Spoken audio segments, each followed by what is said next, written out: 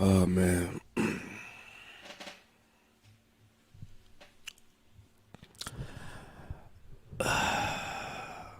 I'm out here sliving and jiving, moving and grooving, you know, chilling.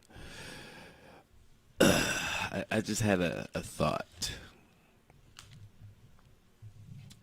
Man, I'm still trying to, fix this audio thing because this shit kind of crazy.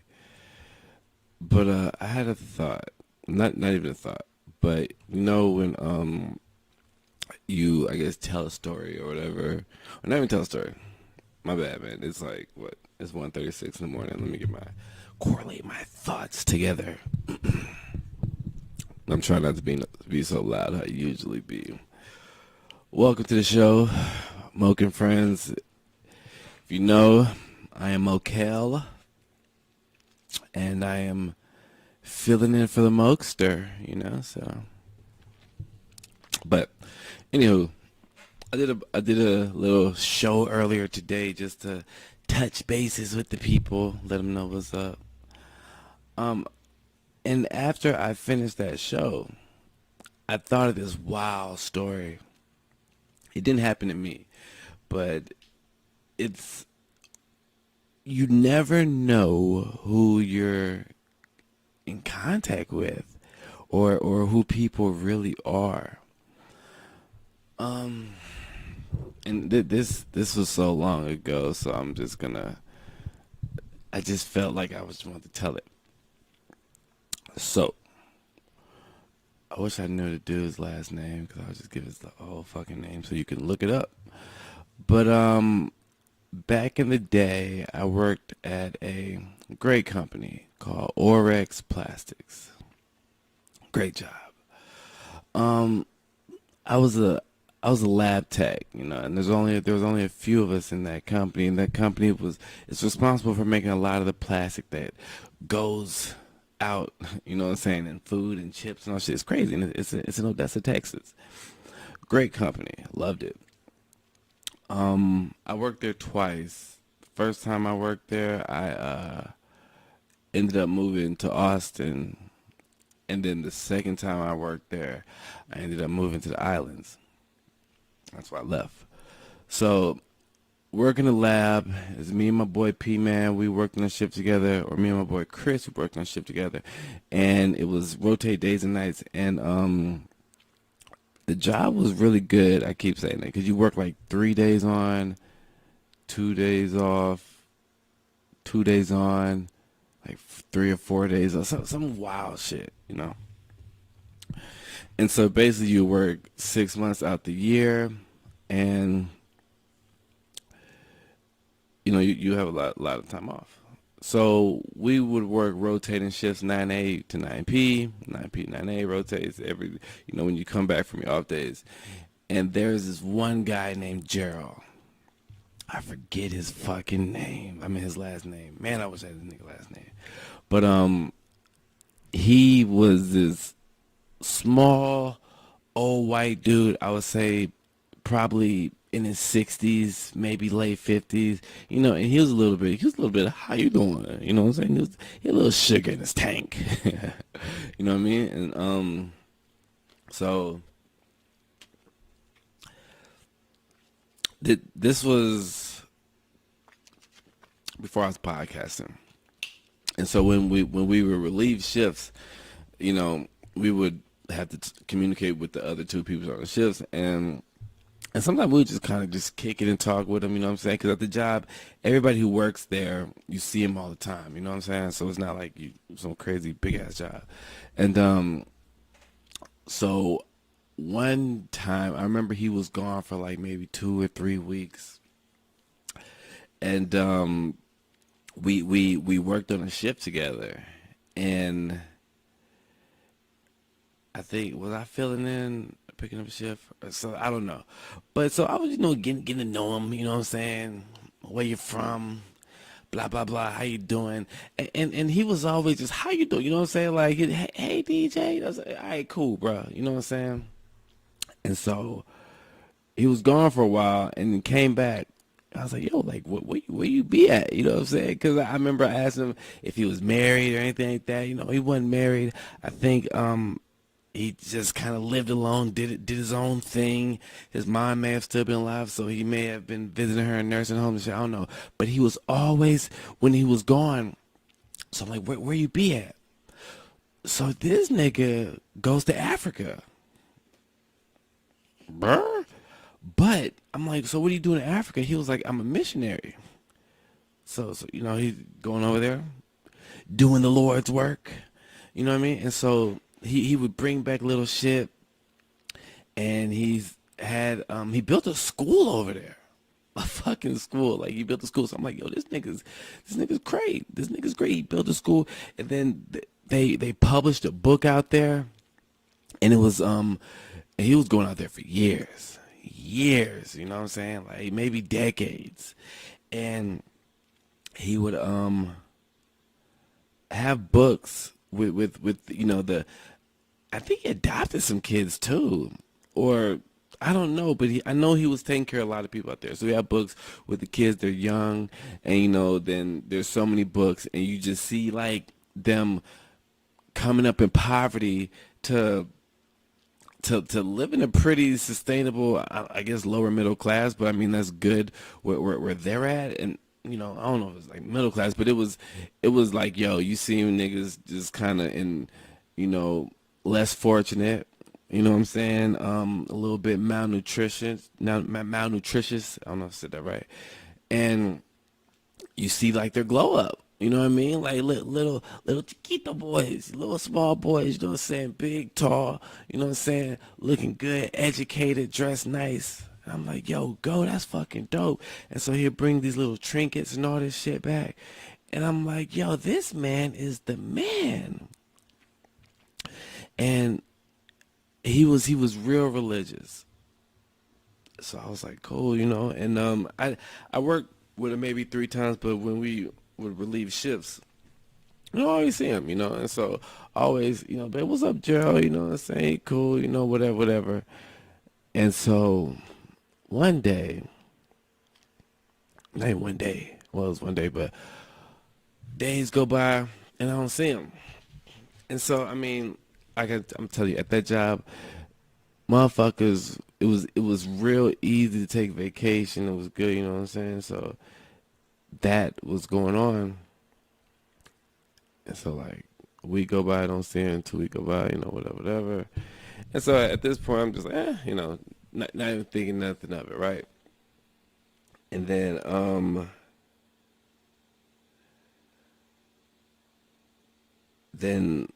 just one random day,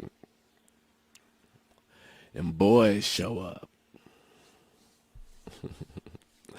Them boys show up, and it wasn't even like them boys as in like local. It was like sheriff, FBI, some crazy, something big where you know motherfucking trouble. Boys show up. They like, hey, you know, and I wasn't there when the boys showed up. Like my boss was telling me, but you know they were asking for Gerald, blah blah blah. Nah, you know, he hasn't been there, whatever. Then Black Cow article comes out in the newspaper. Gerald's in the newspaper. What? What was he doing there? This nigga was being watched and was under investigation because for decades, going out there, helping them kids, building a school, helping families, the nigga was molesting the fucking kids. Now, I watch a lot of like vigilante predator hunters and all that shit. And, you know, back in the Chris Hansen days, to catch a predator, like them niggas, they looked the part, you know what I'm saying? But now watching these vigilantes who are going out there every day, thank you for your service, who are going out there every day and then coming across people like Gerald, I'm like, yo, I look like a black Jack Harlow.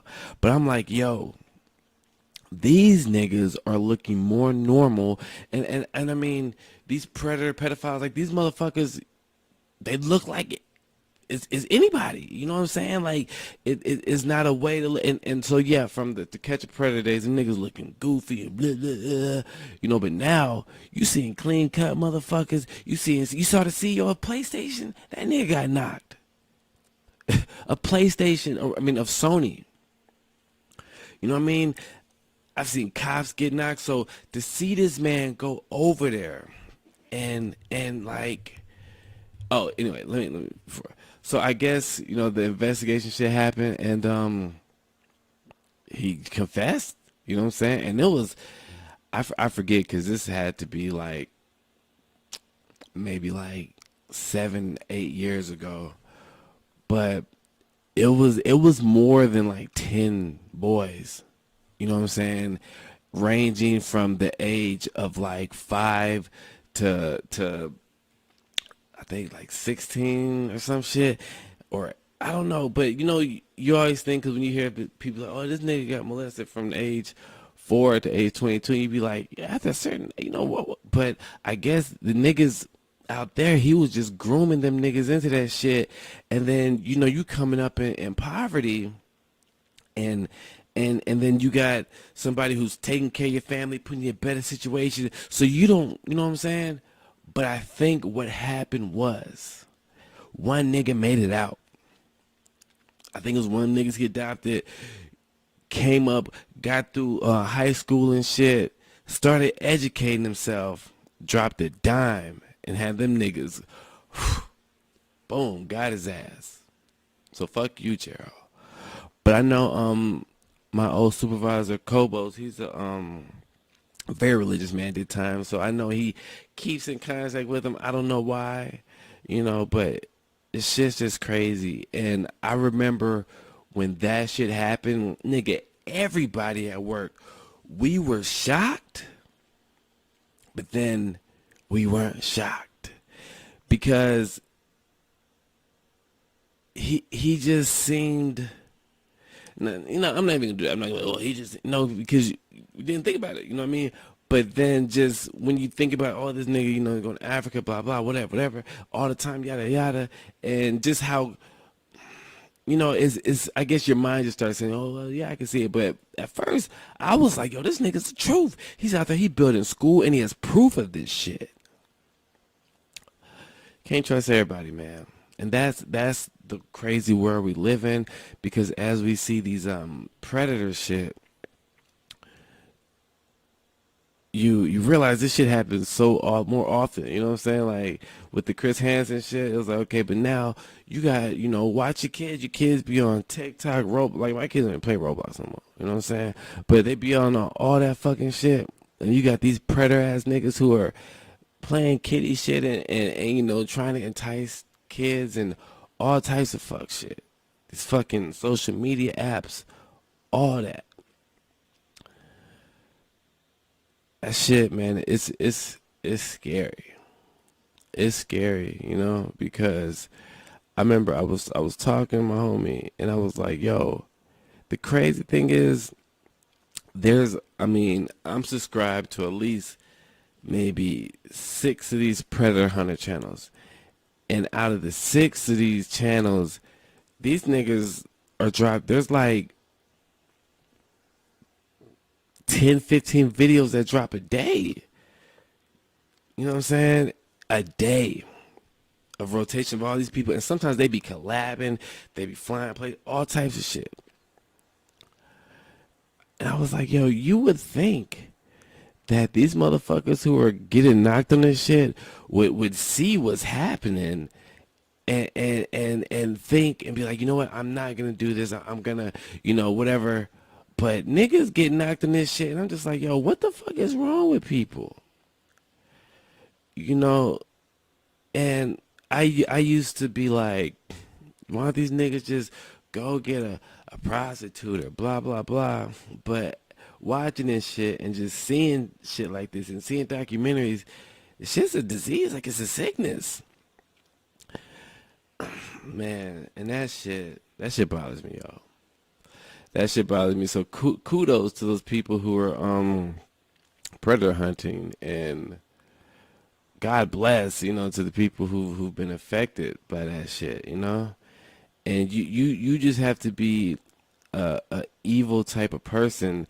I feel like not feel like, I know you have to be evil type person to do that, but to be a fucking missionary worker or whatever the fuck that is, and you go into a country that is way, well, not a country, but a spot in a continent, my bad, a spot in the continent that is way less fortunate, and you, yo, and it's crazy, man. Gerald, the small like white dude, slick back, gray hair, clean cut, always spoke nice, talked about God. You know what I'm saying? And I just it it sickens me, but it amazes me how motherfuckers can just be so grimy, so motherfucking evil, and sleep at night. I don't get how somebody can do some shit like that, sleep at night, walk through life like everything's cool, and then be going through life doing this, trying to, you know what I'm saying?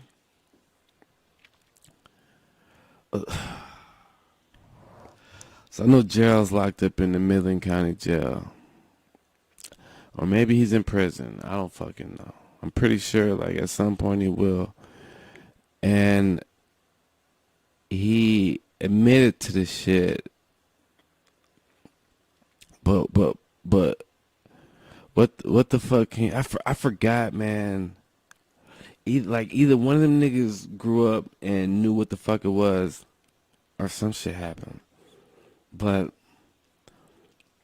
you're doing that shit for decades.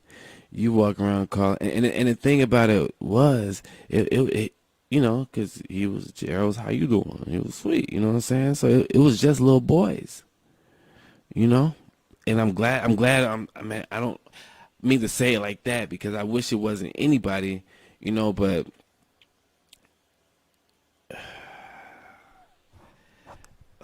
like you giving these kids some type of hope, you saying you adopting them, fathers are dead or on some rebel shit or whatever, you know what I mean? Or maybe the father's there, the mother's not there, maybe there's both of the parents there, but you telling these kids you adopting them, going down there with clothes, food, and have motherfuckers donating to church. Ugh, the church paying for your fucking trip, bro.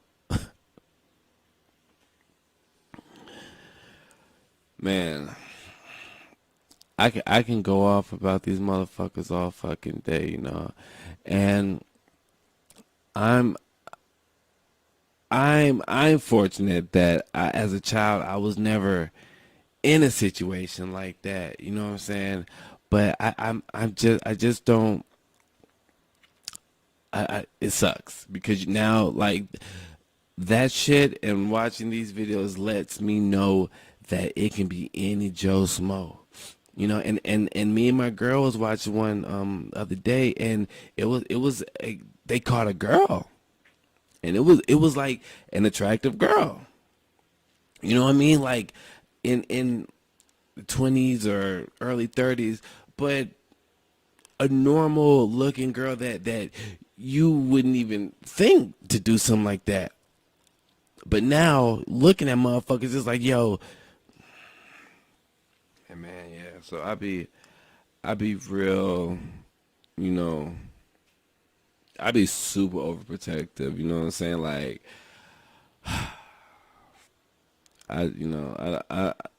my kids go sleep over somewhere. I want to know who there.